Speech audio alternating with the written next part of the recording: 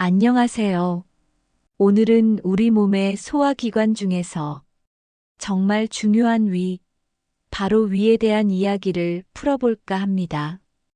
2025년 위 관리 트렌드부터 우리가 흔히 겪는 소화불량, 예상치 못한 장염, 그리고 여름철 불청객 식중독까지 위장은 우리 몸의 제2의 뇌라고 불릴 만큼 스트레스와 생활 습관에 민감하게 반응합니다.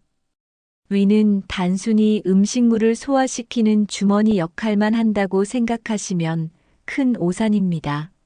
위는 우리 몸의 건강을 좌우하는 아주 중요한 핵심 기관이자 외부로부터 우리 몸을 보호하는 1차 방어선이기도 합니다. 마음이 편해야 장이 편해지고 장이 편해야 뇌도 건강해질 수 있다는 말, 이 모든 건강의 사슬에서 가장 중요한 출발점이 바로 위라고 할 수 있습니다. 속이 편안하고 든든해야 비로소 삶의 여유가 생기고 새로운 목표를 향해 나아갈 에너지와 미래를 꿈꿀 희망까지 샘솟는 법이니까요. 그러니 우리 위 건강은 결코 간과할 수 없는 중요한 가치입니다. 소화기는 식사 시간이 되면 알아서 소화효소를 분비할 준비를 합니다. 불규칙한 식사는 위장 리듬을 깨뜨리고 위산 분비의 불균형을 초래합니다. 정시 식사로는 가급적 정해진 시간에 식사하여 위장이 일할 준비를 하도록 신호를 주십시오. 꼭꼭 씹는 것은 소화는 입안의 침에서부터 시작됩니다. 음식을 충분히 씹지 않고 삼키면 위가 해야 할 일이 과부하됩니다. 한 숟갈에 30회 이상 씹는 습관을 들이는 것이 가장 좋습니다. 물에 밥을 말아 먹는 습관은 위액을 희석시키고 제대로 씹지 않게 만들어 소화에 방해가 되니 피하세요. 그런데 위가 아프다고 하면 대부분의 사람들은 을의 위산 과다를 먼저 떠올리곤 합니다. 자극적인 음식을 너무 많이 먹거나 스트레스를 받아서 위산이 과도하게 분비되어 속이 쓰리다고 생각하는 거죠. 물론 그런 경우도 많습니다. 하지만 놀랍게도 위산 부족, 즉 저산증으로 고통받는 분들도 생각보다 정말 많다는 사실 알고 계셨나요? 위산 부족이 만성적인 소화불량은 물론 심한 속쓰림, 심지어 역류성 식도염과 유사한 위식도 역류 질환까지 유발할 수 있다는 충격적인 사실을 말입니다. 어라, 위산이 부족한데 어떻게 속쓰림이 올 수 있냐고요? 이것이 바로 저산증의 가장 역설적이고 혼란스러운 증상 중 하나입니다. 위산이 충분히 분비되지 않으면 음식물이 위에서 제대로 분해되고 소화되지 못하고 오랜 시간 머무르게 됩니다. 그럼 이 음식물들이 위 속에서 부패하기 시작하면서 불필요한 가스를 대량으로 만들어내죠. 이 가스가 위 내부의 압력을 비정상적으로 높이고 이 압력 때문에 위 내용물과 미처 다 소화되지 못한 음식물, 그리고 남아있는 소량의 위산까지 함께 식도로 역류하게 되는 겁니다. 결국 이 역류된 내용물이 식도 점막을 자극해서 속쓰림을 유발하는 거죠. 위산이 부족해서 소화가 안 되는데 속은 쓰리다니 정말 이상하고 억울한 상황이죠. 이게 바로 우리 몸의 복잡하고도 섬세한 작동 방식이자 우리가 위 건강에 더 관심을 기울여야 하는 이유입니다. 그럼 저산증이 있을 때 나타나는 주요 증상들은 어떤 것들이 있을까요? 우선 만성적인 소화불량은 가장 흔한 증상입니다. 식사 후에 배가 더부룩하고 불편하며 복부 팽만감, 잦은 트림, 그리고 방귀 같은 가스 증상들이 끊이지 않고 나타납니다. 특히 육류나 콩류 같은 단백질이 풍부한 음식을 먹고 나면 소화가 유난히 더디고 힘들다는 느낌을 받을 수 있어요. 심한 경우에는 대변에 소화되지 않은 음식물 덩어리가 그대로 섞여 나오기도 합니다. 이는 위산이 부족해서 단백질분해 효소가 제대로 활성화되지 못했기 때문입니다. 여기서 저산증의 문제는 끝나지 않습니다. 위산은 단순히 음식물을 소화시키는 역할만 하는 것이 아닙니다. 외부에서 들어오는 세균이나 바이러스 같은 유해균을 강력하게 살균하여 우리 몸을 보호하는 중요한 방어 기능도 수행합니다.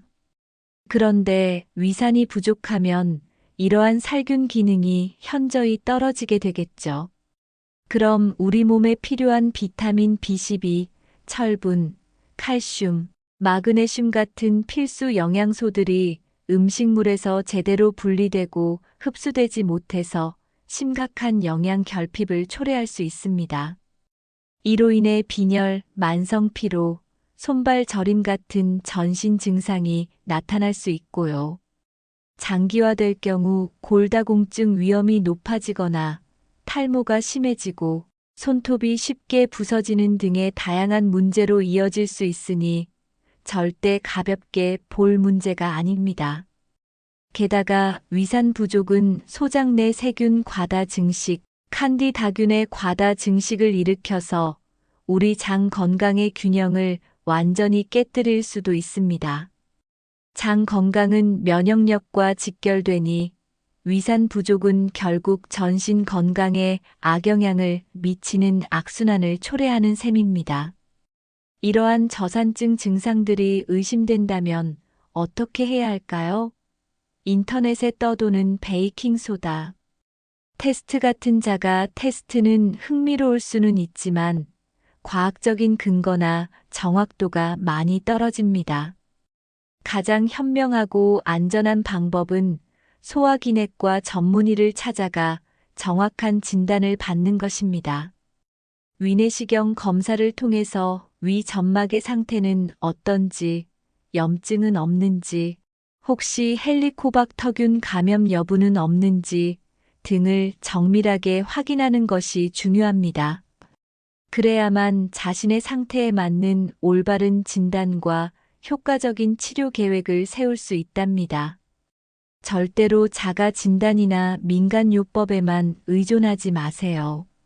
자, 다음은 많은 분들이 겪는 불편함의 대명사, 소화불량과 장염에 대한 이야기입니다. 혹시 평소에 차가운 음료나 아이스 아메리카노를 습관적으로 즐겨 마시나요? 차가운 음료 섭취가 위장관을 자극하여 불안감이나 복부 팽만감을 더 많이 유발할 수 있다는 연구 결과도 있습니다. 위장이 차가워지면 혈액순환이 저하되고 소화, 효소의 활동이 둔해지면서 전반적인 소화 기능이 저하될 수 있기 때문이죠.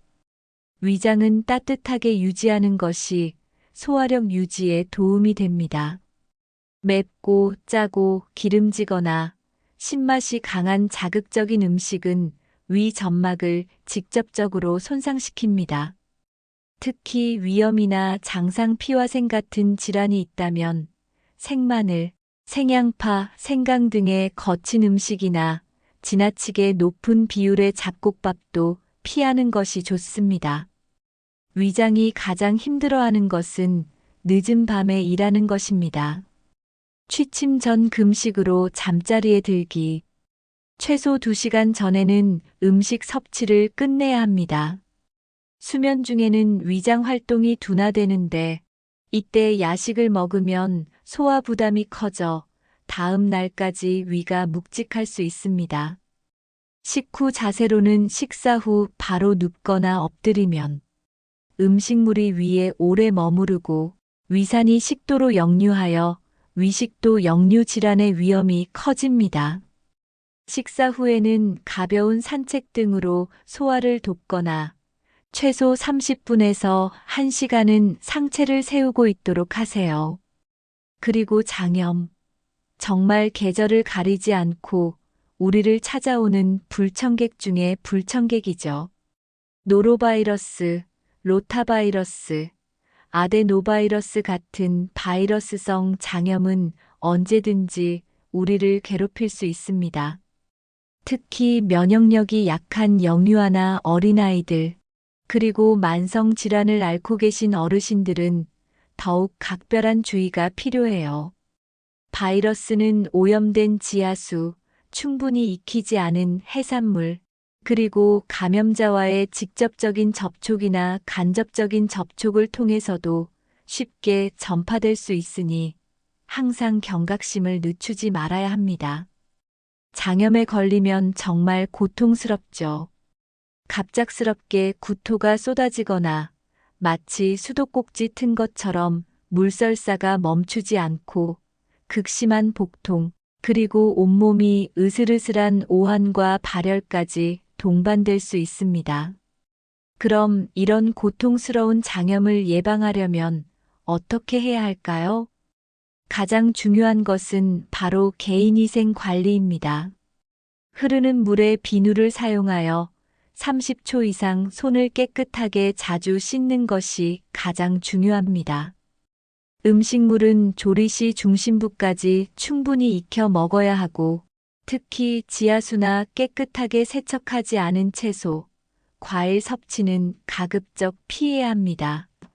조리할 때는 식재료별로 도마와 칼을 구분하여 사용하고, 사용 후에는 반드시 열탕 소독이나 세제로 깨끗하게 세척하고 건조하는 습관을 들여야 합니다.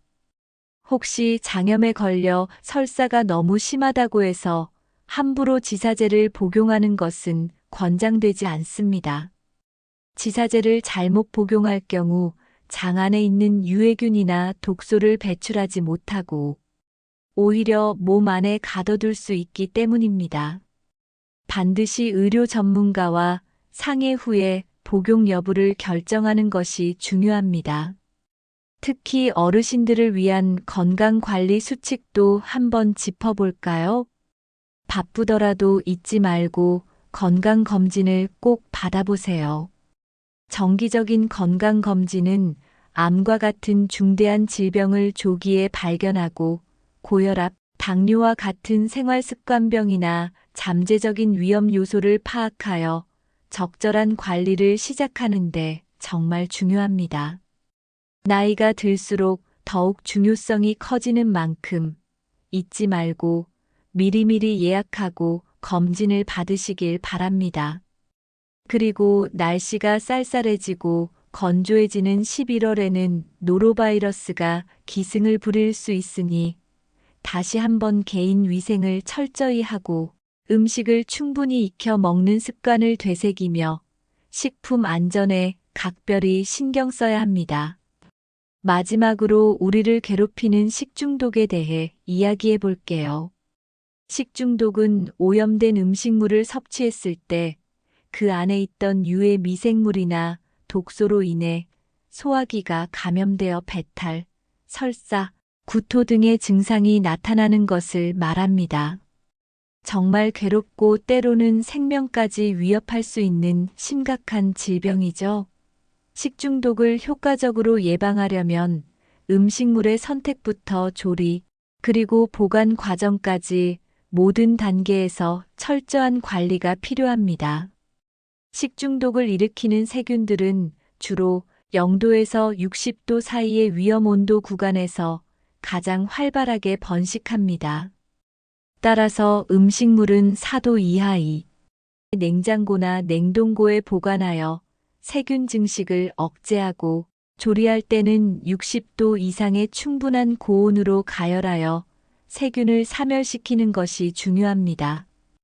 이 간단한 온도 관리 원칙만 잘 지켜도 식중독 위험을 크게 줄일 수 있어요. 특히 여름철이나 기온이 높은 날에는 식품을 실온에 오래 방치하지 않도록 각별히 유의해야 합니다. 오늘은 우리 위 건강에 대한 다양한 이야기들을 전달해 드렸습니다. 위는 우리 몸의 엔진이자 면역력의 핵심 기지입니다. 이 중요한 엔진을 잘 관리해야 우리 삶의 활력도 넘치고 즐겁고 건강한 하루하루를 보낼 수 있겠죠? 여러분의 건강한 위를 응원하며 다음번에도 더욱 유익하고 재미있는 건강 정보로 다시 찾아올게요. 그때까지 모두 건강하세요.